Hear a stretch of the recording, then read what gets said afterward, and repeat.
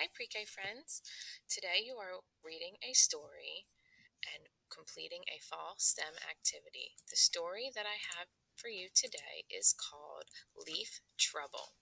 It's a great story, and then after you read the story, you can go out, find some leaves and some other fall things that have fallen off the trees, and sort them by color, by shape, or any other way you can think to sort them. Have fun and enjoy the story. Leaf Trouble by Jonathan Emmett. Illustrated by Caroline Jane Church. Creatively read and adapted by Miss Jill. A fresh breeze blew across the woodland, tickling the tall grass and trembling the trees. Summer had left and autumn had arrived. Pip Squirrel stuck his head out of his nest and sniffed the air. Something's changed, he decided, and he scampered off to find out what it was.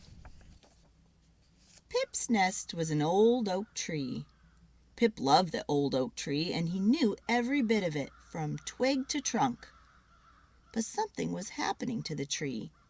It was happening so slowly that Pip hadn't noticed it until now. He skittered to a stop and stared at the leaves beside him. He was so surprised that he let go of the trunk. "Wow!" squealed Pip as he tumbled down through the branches and landed, oof, on the woodland floor. Pip lay there for a moment staring up at the leaves. "They've changed color," he gasped, and he was right.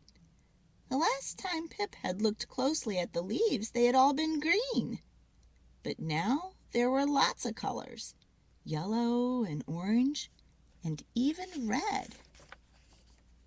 As Pip watched, one of the leaves dropped off and drifted down toward the ground. He jumped up and ran after it and caught it in his paws. But even as he reached it, another leaf began to fall. Pip ran after the second leaf and just managed to catch it before it touched the woodland floor. "Not again!" gasped Pip as a third leaf began to fall. Pip was still racing around, trying to catch the falling leaves, when his sister, Blossom, scurried up. "Good!" panted Pip. "You're just in time." "Just in time for what?"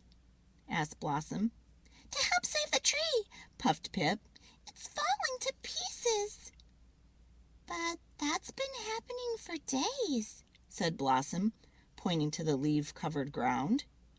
"Then we've got to stop it, now," insisted Pip. Pip and Blossom collected all the falling leaves into a big pile. "Now what?" asked Blossom. "We put them back," said Pip. So Blossom carried the leaves up into the tree, where Pip tried to stick them back on the branches. But it didn't work very well. Then, all of a sudden, there was a huge gust of wind and hundreds of leaves began to fall. Pip and Blossom were scrambling around frantically, trying to gather them when Mom Squirrel arrived. "What are you two up to?" she asked. When Mom found out what Pip and Blossom had been doing, she couldn't help but smile. "But Pip," she said, "the tree has to lose its leaves." And then she explained that taking care of the leaves was hard work for the tree, and that after keeping them all summer, it needed to rest for a while. "But I love this tree," said Pip sadly.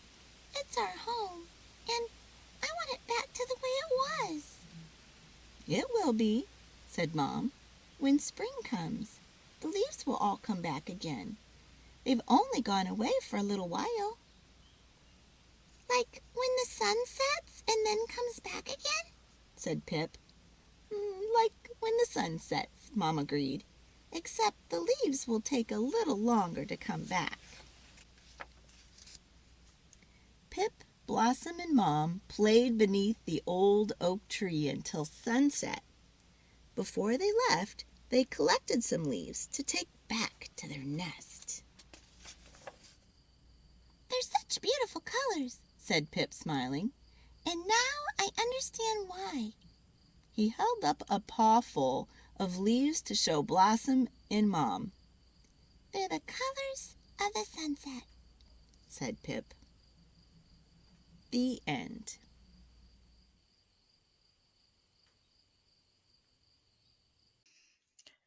Here are my leaves that I found outside. I sorted them by small leaves, medium-sized leaves, and one big giant leaf. I hope you had fun today, and I can't wait to see some of your pictures.